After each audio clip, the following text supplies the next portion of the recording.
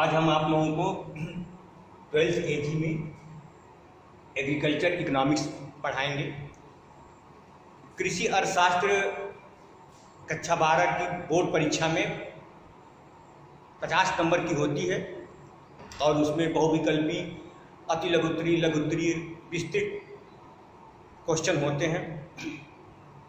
विस्तृत क्वेश्चन तीन क्वेश्चन होते हैं, बहुविकल्पी 5 क्वेश्चन होते हैं और निश्चित उत्तरीय क्वेश्चन 5 क्वेश्चन होते हैं। 5 क्वेश्चन लघुत्तरीय क्वेश्चन होते हैं और विस्तृत क्वेश्चन 3 क्वेश्चन होते हैं। कुल मिलाकर 50 नंबर का क्वेश्चन होता है और इसमें जो विस्तृत क्वेश्चन होते हैं 6 नंबर के 3 क्वेश्चन होंगे, 18 नंबर के होंगे और 38 नंबर के क्वेश्चन छोटे और बहुविकल्पीय और निश्चित उत्तरीय क्वेश्चन होंगे। एग्रीकल्चर इकोनॉमिक्स का जो किताब हम लोग अपने कॉलेज में पढ़ाते हैं वह किताब विनीत मिश्रा जी का है, भारत भारती प्रकाशन का है। ये किताब आप ले सकते हैं, अगर पुरानी किताब होगी तो वो भी चल जाएगा। जैसा हम सभी लोग जानते हैं कि कोरोना संकट चल रहा है और इसमें किसी तरह हम लोग चाह रहे हैं कि पढ़ाई बच्चों का प्रभावित न हो और जो कुछ साधन उपलब्ध है हम लोग पढ़ाएं। हमने इसके पहले 22 चैप्टर का नोट्स व्हाट्सएप के थ्रू भेज दिया है और 3-4 वीडियो डाला गया था, किसी कारण से वीडियो नहीं पढ़ रहा था। पहली बार आज हम अपने कुलभास्कर इंटर कॉलेज के रूम नंबर 7 से वीडियो डाला जा रहा है, हम इसको वीडियो बना रहे हैं। तो जो भी नोट्स भेजा गया है उसको हम लोग संक्षिप्त कुछ लेक्चर दे दिया जाएगा, कुछ समझ में आ जाए। अगर ईश्वर चाहेंगे तो अक्टूबर से हम लोग क्लास चालू हो जाएगा, कोरोना ख़त्म हो जाएगा तो हो सकता है सब समस्याएं ख़त्म हो जाएंगी। यूपी बोर्ड ने 30% का कोर्स समाप्त भी कर दिया है। जो चीज़ें नोट्स सभी लोगों ने दिया है उसमें से बहुत चीज़ें ऐसी हैं कि हम लोग को नहीं पढ़ना है। जैसे कि कृषि इकोनॉमिक्स में 7 खंड पढ़ना है। पहला खंड अर्थशास्त्र संबंधी परिचय होता है, तो उसमें 2 टॉपिक को हटा दिया गया है। अर्थशास्त्र का अन्य विषयों से संबंध एक है और एक टॉपिक और है, मुझे याद नहीं आ रहा है, उसको हम बता देंगे। हम आप लोगों को वो शैक्षिक पंचांग है जो 30% कट करके बनाया गया है उसको अपलोड कर दिया जाएगा, आप लोग सब समझ जाएंगे। तो बहुत सी चीज़ें नहीं पढ़नी है आप, जैसे मुद्रा नहीं पढ़नी है, श्रम नहीं पढ़ने, श्रम की गतिशीलता नहीं पढ़नी है, श्रम विभाजन नहीं पढ़नी है। बहुत से हमने श्रम विभाजन और श्रम की गतिशीलता को लिखवाया है, तो बहुत से टॉपिक ऐसे हैं कि नहीं पढ़नी है, तो उससे आप लोगों को भी आसानी होगी। तो आज हम सबसे पहले आपको ये बताएंगे कि कृषि अर्थशास्त्र है क्या। कृषि अर्थशास्त्र में अर्थशास्त्र के पहले कृषि शब्द जुड़ा हुआ है और कृषि अर्थशास्त्र से ही लग गया कि अर्थशास्त्र का एक छोटा पोर्शन है। कृषि अर्थशास्त्र मतलब अर्थशास्त्र की वह शाखा है जिसमें हम कृषि से संबंधित समस्या और समाधान का अध्ययन करते हैं, अथवा ये कहिए कृषि से संबंधित जो आर्थिक क्रियाएं होती हैं उनका अध्ययन करते हैं। कृषि अर्थशास्त्र अर्थशास्त्र की एक प्रयोगात्मक शाखा है जिसपे हम किसानों की समस्या और उनके समाधान के बारे में अध्ययन करते हैं। ये नाम से ही स्पष्ट है कि कृषि जो शब्द लगा हुआ अर्थशास्त्र के पहले, इसका मतलब हम इसमें कृषि एग्रीकल्चर इकोनॉमिक्स में हम कृषि से संबंधित समस्या का अध्ययन करेंगे और इसमें किसानों की समस्याएं क्या हैं। जैसे किसानों की समस्याएं होती हैं कि उनका उत्पादन क्यों कम है, उनका फसल का मूल्य क्यों नहीं मिल पा रहा है, किसान गरीब क्यों हैं, इसका सब अध्ययन एग्रीकल्चर इकोनॉमिक्स में हम लोग करेंगे। लेकिन इसके पहले आपको हम अर्थशास्त्र के बारे में बताएंगे कि अर्थशास्त्र क्या है। अर्थशास्त्र 2 शब्दों से मिलकर बना होता है, अर्थ और शास्त्र। अर्थ को संस्कृत में हम धन कहा जाता है। अगर संस्कृत का अध्ययन करेंगे तो अर्थ का मतलब धन, द्रव्य, मुद्रा होता है और अर्थ का एक अंग्रेजी में अगर प्रोनाउंसिएशन किया जाए तो अर्थ मतलब पृथ्वी होता है।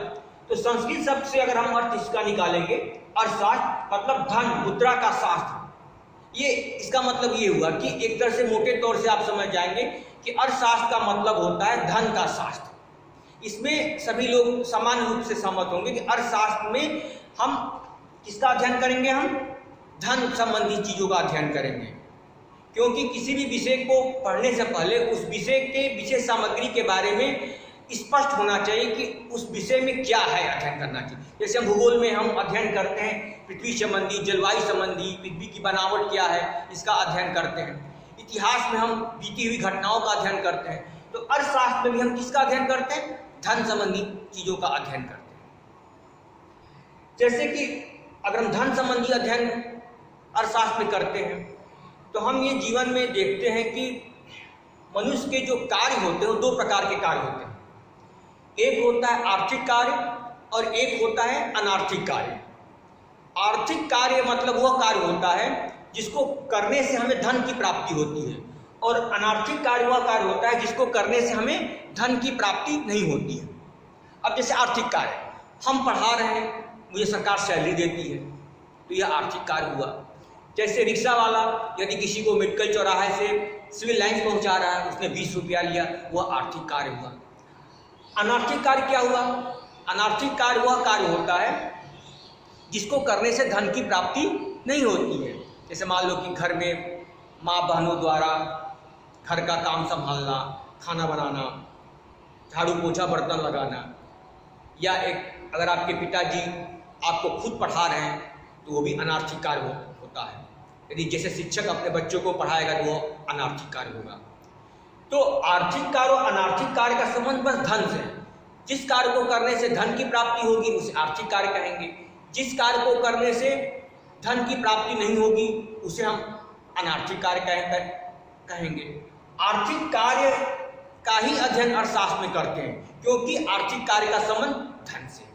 ये सिंपल तरीका है कि अर्थशास्त्र में हम आर्थिक क्रियाओं का अध्ययन करते हैं क्योंकि अर्थशास्त्र में हम धन का अध्ययन करते हैं। अब कक्षा 12 AD में जो एग्रीकल्चर इकोनॉमिक्स में जो हमें अर्थशास्त्र की परिभाषा पढ़नी है, उसमें 4 अर्थशास्त्रियों की परिभाषा पढ़नी है। पहली परिभाषा है एडम स्मिथ की धन संबंधी परिभाषा, दूसरी परिभाषा है मार्शल की भौतिक कल्याण संबंधी परिभाषा, तीसरी है रॉबिन्स की चुनाव समस्या संबंधी परिभाषा, और चौथा है भारतीय अर्थशास्त्री JK मेहता की आवश्यकता विहीनता संबंधी परिभाषा।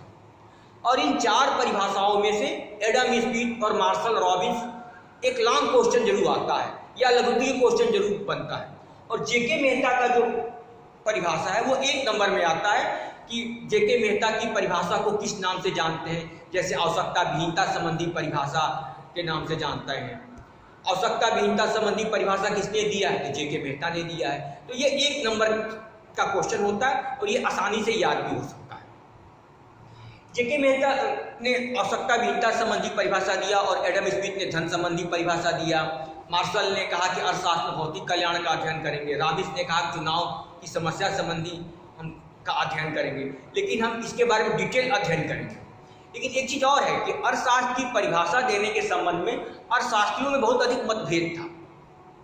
जैसे बहुत से अर्थशास्त्रियों ने कहा कि जो अर्थशास्त्री कहेंगे वही अर्थशास्त्र की परिभाषा होगी। जैसे JM गिन्स एक अर्थशास्त्री थे इंग्लैंड के, उन्होंने कहा कि अर्थशास्त्र ने अपनी परिभाषाओं से गला घोट लिया। बारबरा बूटन एक अर्थशास्त्री थी, उन्होंने कहा कि जहाँ 6 अर्थशास्त्री एकत्रित होंगे वहाँ अर्थशास्त्र की 60 परिभाषाएं होंगी। इस साल बोर्ड की परीक्षा में ये जो क्वेश्चन बारबरा बूटन से संबंधित क्वेश्चन आया था, इसमें ये था कि किस अर्थशास्त्री ने ये कहा था कि जहाँ 6 अर्थशास्त्री होंगे वहाँ 60 परिभाषाएं होंगी। तो ये बारबरा बूटन का ये स्टेटमेंट है। और JM गिन्स ने कहा था कि अर्थशास्त्र ने अपनी परिभाषा से स्वयं का गला घोट लिया है। और किसी और अर्थशास्त्री ने कहा कि अर्थशास्त्र वह है जो अर्थशास्त्री कहते हैं। ये 3 अर्थशास्त्री हैं। तो इन अर्थशास्त्रियों के विचारों में मतभेद इसलिए था क्योंकि ये अर्थशास्त्र की परिभाषा देना नहीं चाहते थे, लेकिन तो भी अर्थशास्त्रियों ने अपने बीच आम समझ से सभी अर्थशास्त्रियों ने अपनी अपनी परिभाषा देने की कोशिश किया है। जैसे पहली जो परिभाषा आती है अर्थशास्त्री जिन्होंने दिया था वो एडम स्मिथ थे, ये इंग्लैंड के अर्थशास्त्री थे। इन्होंने कहा कि अर्थशास्त्र में हम धन का अध्ययन करते हैं, economics is the science of wealth. हम एडम स्मिथ को हम अर्थशास्त्र का पिता भी कहते हैं। ये क्वेश्चन बोर्ड की परीक्षाओं में बहुत बार पूछा गया है कि अर्थशास्त्र के पिता कौन है या आधुनिक अर्थशास्त्र के पिता कौन है। तो हम यही कहेंगे कि अर्थशास्त्र के पिता एडम स्मिथ है।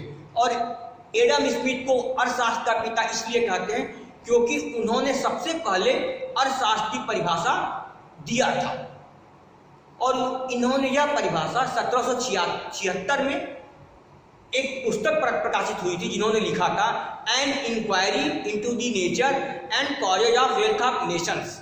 इसमें उन्होंने कहा था economics is the science of wealth. उन्होंने कहा कि अर्थशास्त्र धन का विज्ञान है। तो हम एडम स्मिथ को अर्थशास्त्र का पिता इसीलिए कहते हैं कि उन्होंने अर्थशास्त्र की सबसे पहली परिभाषा 1776 में अपनी किताब वेल्थ ऑफ नेशंस, शॉर्ट रूप में कहते हैं वेल्थ ऑफ नेशंस में कहा था कि अर्थशास्त्र धन का विज्ञान है। तो ये आप लोग निश्चित रूप से मन में याद कर लीजिए, इसको याद निश्चित कर लीजिए कि आगे की कंपटीशन में, आगे की परीक्षाओं में भी आता है कि अर्थशास्त्र के पिता कौन है। तो अर्थशास्त्र के पिता एडम स्मिथ है और एडम स्मिथ ने कहा था economics is the science of wealth. अब एडम स्मिथ ने ऐसा क्यों कहा, धन का मतलब क्या है, वो एडम स्मिथ की परिभाषा में हम आगे आपको हम बताएंगे। जैसे एडम स्मिथ की परिभाषा में 2-3 चीजें बहुत महत्वपूर्ण थी। उन्होंने कहा कि अर्थशास्त्र धन का विज्ञान है। तो उन्होंने बताया कि धन का मतलब क्या होता है। धन का मतलब ये होता है जो लोग भौतिक कार्य से पैसा अर्जित करते हैं उन्हीं को हम धन कहते हैं। एडम स्मिथ ने कहा कि आर्थिक मानों का अध्ययन करते हैं। आर्थिक मानव एडम स्मिथ का एक न्यू विचार है। उन्होंने कहा कि आर्थिक मानव वह मानव होता है जो केवल अपने हित के बारे में सोचता है और वो एक तरह से सेल्फिश होता है, वो केवल धन कमाने के बारे में वो केवल सोचता है। एडम स्मिथ ने अपने परिभाषा में ये भी कहा कि सुख का साधन केवल धन है। उन्होंने कहा कि सुख व्यक्ति को केवल धन के द्वारा मिलता है, केवल एक ही कारण है और कोई कारण नहीं है। फिर उन्होंने कहा कि व्यक्तिगत संतुष्टि और सामाजिक संतुष्टि में अंतर नहीं है।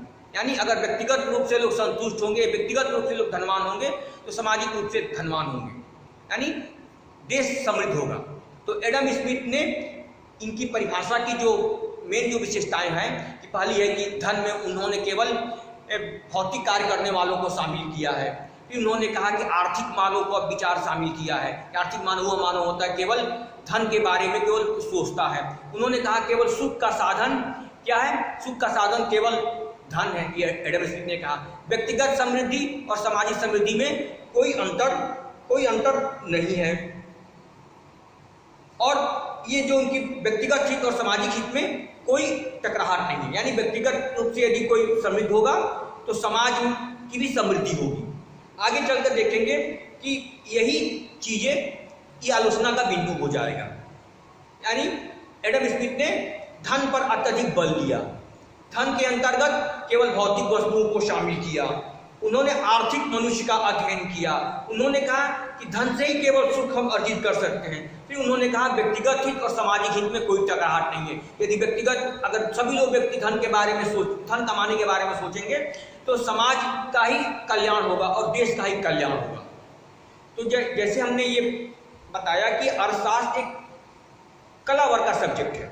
इसमें एडम स्मिथ की अपना विचार है, इन्होंने अर्थशास्त्र के बारे में अपना विचार दिया कि अर्थशास्त्र धन का अध्ययन करेंगे।